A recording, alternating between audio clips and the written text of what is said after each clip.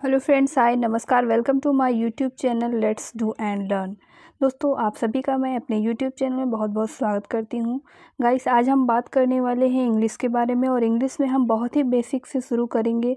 तो दोस्तों, आज की इस क्लास में हम सबसे पहले जानेंगे पार्ट ऑफ स्पीच के बारे में, यानी कि पार्ट ऑफ स्पीच क्या होता है, कितने प्रकार के होते हैं, इन सभी के बारे में यहाँ पर हम डिटेल में स्टडी करने वाले हैं। तो दोस्तों, जिनकी अंग्रेज़ी बहुत ही वीक है, यानी इंग्लिश जिनकी वीक है, वो हमारी इस बेसिक क्लास के साथ जुड़ सकते हैं और हम बेसिक टू हाई लेवल की इंग्लिश यहाँ पर स्टडी करने वाले हैं। तो दोस्तों, ये इंग्लिश हमारा कई सारे एग्ज़ाम्स में पूछे जाने वाला एक इम्पॉर्टेंट सब्जेक्ट होता है, इसलिए इंग्लिश पढ़ना बहुत ही ज़रूरी है। तो दोस्तों, शुरू से अंत तक हमारे साथ बने रहिए और इसके लिए आपको हमारे YouTube channel let's do and learn को सब्सक्राइब करना होगा ताकि सभी वीडियोज़ आपको टाइमली प्राप्त हो सकें। तो दोस्तों, आइए चलते हैं पार्ट ऑफ स्पीच के बारे में जानते हैं।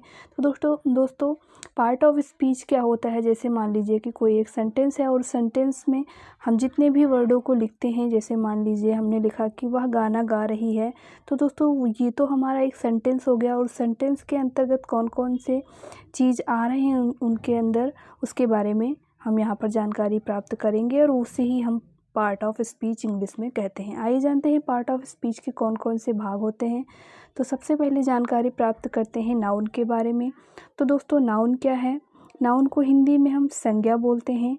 संज्ञा मैंने दोस्तों हिंदी में इसलिए बताया है ताकि जो लोग इंग्लिश नहीं पढ़ते हैं या जिनको इंग्लिश के बारे में ज़्यादा नॉलेज नहीं है, वो भी हमारी इस बेसिक क्लास के साथ जुड़कर इसका फ़ायदा उठा सकते हैं। और उनको समझने के लिए मैंने यहाँ पर हिंदी परिभाषा भी दी है ताकि वो इंग्लिश को हिंदी के साथ जोड़ के पढ़ेंगे, जिससे उनको बहुत ही ज़्यादा यहाँ पर सुविधा मिलने वाली है। तो दोस्तों, बात करते हैं नाउन की। तो नाउन क्या है? जिसे हिंदी में हम संज्ञा बोलते हैं और इंग्लिश में इसकी डेफिनेशन क्या है? इसकी डेफिनेशन है कि noun is the naming word. Naming word that means कि जिनके हम नाम ले सकें, जैसे कि किसी जगह का नाम हो गया, किसी पर्सन का नाम हो गया, किसी ऐसी क्वालिटीज़ का नाम हो गया, या फिर कोई मटेरियल नाउन का नाम हो गया, या किसी ग्रुप के पर्टिकुलर नाम हो गया। तो इन सभी चीज़ों को हम कलेक्टिवली क्या कहते हैं? नाउन कहते हैं। नाउन कई प्रकार के होते हैं। जब हम नाउन की डिटेल में स्टडी करेंगे तब जानेंगे कि नाउन कितने प्रकार के होते हैं। आइए जान लेते हैं नाउन की हिंदी परिभाषा क्या है, यानी कि हिंदी में हम संज्ञा किसे कहते हैं? तो दोस्तों, किसी व्यक्ति, वस्तु या स्थान के नाम को हम क्या कहते हैं? संज्ञा। किसी व्यक्ति, वस्तु या फिर स्थान, यानी कि तीन चीज़ें यहाँ पर हो गई। किसी व्यक्ति, वस्तु या फिर स्थान, इन तीनों के जो हम नाम लेते हैं उन्हें हम क्या कहते हैं? संज्ञा। जैसे कि यहाँ पर एग्जाम्पल दे रखा है, मोहन ये किसी व्यक्ति का नाम है, दिल्ली किसी जगह का नाम है, लकड़ी किसी वस्तु का नाम है, प्यार ये क्या हो गया? हमारा मटेरियल नाउन हो गया, यानी कि प्यार, दया, ये दोनों चीज़ें क्या हो गई? मटेरियल नाउन हो गई। यहाँ पर दोस्तों सीना नहीं बल्कि यहाँ पर सोना होगा, ये भी हमारा उसी में आएगा। और उसके बाद ग्रुप की बात करते हैं। ग्रुप भी हमारा नाउन के अंतर्गत ही आता है, इसे कलेक्टिव नाउन के अंतर्गत हम रखते हैं। आने वाली जो हमारी क्लास होगी नाउन की, जिसमें हम डिटेल में स्टडी करेंगे नाउन के बारे में और नाउन से संबंधित बहुत सारे प्रश्नों की सीरीज़ को भी हल करेंगे। तो दोस्तों, आइए अब बात करते हैं दूसरे पार्ट ऑफ स्पीच की। और दूसरा पार्ट ऑफ स्पीच क्या है? तो दोस्तों, दूसरा पार्ट ऑफ स्पीच यहाँ पर है प्रोनाउन। दोस्तों, प्रोनाउन को हम हिंदी में सर्वनाम कहते हैं, आप सभी जानते हैं। सर्वनाम क्या होता है? हिंदी में सबसे पहले जान लें, संज्ञा की जगह पर जो शब्द प्रयोग किए जाते हैं, यानी संज्ञा के स्थान पर जो शब्दों का प्रयोग हम करते हैं उन्हें ही सर्वनाम कहते हैं। और यहाँ पर इंग्लिश परिभाषा क्या है? इंग्लिश परिभाषा कहती है कि pronoun is a word that replace the repeating noun. Repeating noun that means कि जब नाउन एक से ज़्यादा बार आए तो हम क्या करते हैं कि नाउन का प्रयोग बार बार ना करके वहाँ पर हम क्या करते हैं? उसी की जगह पर प्रोनाउन का प्रयोग करते हैं। जैसे कि बहुत सारे प्रोनाउन ऐसे हैं जिनका नाम आपने सुन रखा होगा, I, we, you, he, they, each, everybody, myself, his, etc। दोस्तों, अगर हम किसी व्यक्ति के बारे में बात करते हैं, जैसे कि मोहन के बारे में बात करें, तो मोहन का नाम हम बार बार ना लिख कर वहाँ पर क्या करेंगे? पहले जगह पर तो मोहन का यूज़ करेंगे, उसके बाद जब हम यूज़ करेंगे तो वहाँ पर हम ही का प्रयोग कर सकते हैं। वैसे अगर किसी लड़की की बात करेंगे तो लड़की की जगह पर हम शी वर्ड का प्रयोग कर सकते हैं। उम्मीद करती हूँ आपको प्रोनाउन की ये परिभाषा समझ में आई होगी और जानकारी प्राप्त हुई होगी कि प्रोनाउन किसे कहते हैं। आइए चलते हैं, थर्ड हमारा जो पार्ट ऑफ स्पीच है वो कहता है एडजेक्टिव। तो दोस्तों, एडजेक्टिव क्या है? एडजेक्टिव वो शब्द होते हैं जो क्या करते हैं संज्ञा या फिर सर्वनाम इन दोनों की विशेषता बताते हैं। दोस्तों अभी अभी जो हमने पढ़ा संज्ञा या सर्वनाम यानी नाउन या प्रोनाउन, तो एन एग्जेक्टिव, दोस्तों यहाँ पर एग्जेक्टिव होगा। Adjective is a word which qualify noun or pronoun. Qualify मतलब कि यहाँ पर ये हो गया कि उसका अर्थ बताए यानी कि उसकी विशेषता बताए, वहाँ पर उसके रीजन्स बताएं, तो यहाँ पर हमारा क्या हो जाएगा एग्जेक्टिव हो जाएगा यानी विशेषण हो जाएगा। वह हिंदी में क्या परिभाषा है, वह शब्द जो संज्ञा या फिर सर्वनाम की क्या करे विशेषता बताए। जैसे कि यहाँ पर एग्जाम्पल हमने लिया है गुड यानी गुड गर्ल, तो ये क्या हो गया कि गर्ल की विशेषता क्या है कि वो अच्छी है यानी कि गुड है। Well, little, few, many, much, beautiful, ये सभी क्या हैं हमारी एग्जेक्टिव की तरह प्रयोग होने वाले शब्द हैं। उम्मीद करती हूँ एग्जेक्टिव की परिभाषा आपको समझ में आई होगी। आने वाली जो वीडियोज़ होंगी उनमें इन सभी के बारे में हम डिटेल में स्टडी करेंगे। दोस्तों आज मैं बहुत ही बेसिक क्लास लेके आई हूँ, शुरुआत से आप सब हमारे साथ ज़रूर जुड़ें, और अगर वीडियो पसंद आए तो अपने दोस्तों को भी शेयर करें। व्हाट्सएप ग्रुप, इंस्टाग्राम ग्रुप और जितने भी ग्रुप हो उनमें ज़रूर शेयर करें, और जो भी इस जानकारी को प्राप्त करना चाहें उन तक हमारे वीडियो जरूर पहुंचाएं। चैनल को सब्सक्राइब करें, वीडियो पसंद आए तो लाइक करें। आइए चलते हैं बात करते हैं वर्ब के बारे में बात करते हैं। तो दोस्तों वर्ब क्या होता है, वर्ब हमारा हिंदी में इसे हम क्रिया कहते हैं और इंग्लिश में इसे वर्ब कहते हैं। Verb give the complete meaning of the sentence और वर्क डन। दोस्तों वर्ब क्या करता है, ये कंप्लीट मीनिंग देता है यानी कोई भी लाइन या फिर कोई भी जब हम सेंटेंस लिखते हैं, वाक्य लिखते हैं, तो उस वाक्य में वो क्या देता है कंप्लीट अर्थ देता है। यानी कि अगर क्रिया नहीं होगी तो वाक्य इनकम्प्लीट माना जाएगा, अपूर्ण माना जाएगा। और ये क्या करता है, या फिर इसकी जगह पर क्या करे कि वहाँ पर वर्क डन, वर्क डन मतलब कि कार्य के होने या प्रकट होने की वहाँ पर दशा हो। यानी कि हिंदी में परिभाषा हम जान लेते हैं, जिस शब्द से किसी का काम का करना या होना प्रकट हो, या जो किसी व्यक्ति, वस्तु या फिर स्थान के विषय में कुछ बताए, जानकारी दे, तो उसे हम क्या कहते हैं क्रिया कहते हैं। अब क्रिया के बारे में जान लेते हैं। कुछ ऐसी क्रियाएं हैं जो हम डेली कभी ना कभी सुनते ही हैं, जैसे write, read, run, stop, play, sing, ये सभी क्या हैं हमारी क्रिया हैं। जैसे कि हिंदी में बात करें उठना, जागना, सोना, गाना, खाना, चलना, पानी पीना, ये सभी जो है हमारी क्या है, ये हमारी वर्ब हो गई। तो दोस्तों उम्मीद करती हूँ वर्ब की परिभाषा भी आपको समझ में आई होगी। अब बात करते हैं एडवर्ब की। तो एडवर्ब क्या होती है गाइस, एडवर्ब बहुत ही आसान है।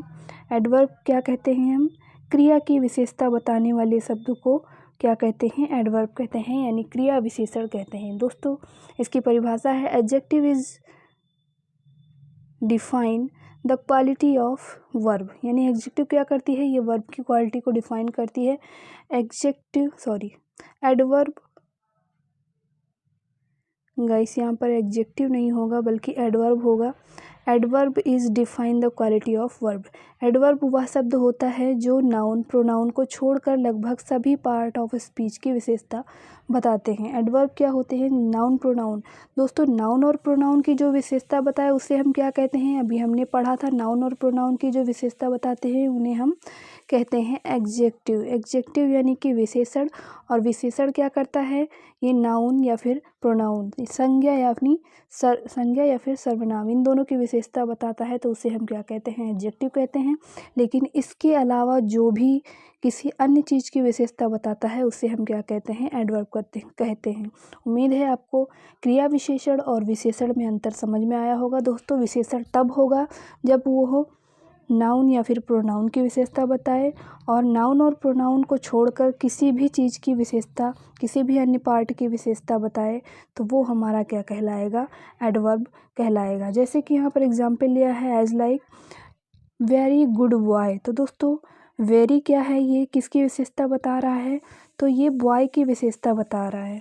और बात करते हैं ही टीच वेरी स्लोली। तो दोस्तों वो पढ़ा रहा है, कैसा पढ़ा रहा है, वेरी स्लोली, यानी बहुत ही धीमा पढ़ा रहा है। वो धीमा पढ़ा रहा है, लेकिन कितना धीमा, बहुत धीमा। यानी कि ये क्या करती है कि उसको, यानी कि नाउन या प्रोनाउन को छोड़कर किसी अन्य की ये विशेषता बता रहा है। यानी यहाँ पर ये स्लोली की विशेषता बता रहा है, इसलिए यहाँ पर ये क्रिया विशेषण हो जाएगा। और यहाँ पर क्या है कि बॉय की विशेषता ना बताकर बल्कि गुड की विशेषता बता रहा है। वेरी क्या कर रहा है, गुड की विशेषता बता रहा है, यानी गुड कैसा है, वेरी है, यानी कि बहुत अच्छा है।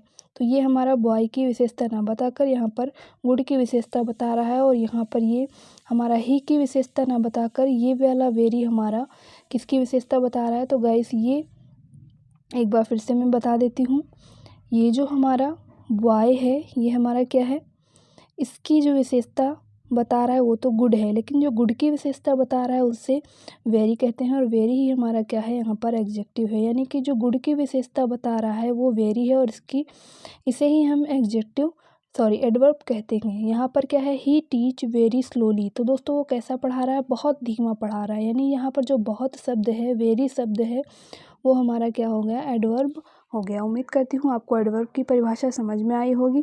आइए अब बात करते हैं प्रेपोजिशन के बारे में। दोस्तों प्रेपोजिशन क्या होता है? प्रेपोजिशन क्या है कि प्रेपोजिशन को हिंदी में हम कहते हैं संबंधवाचक।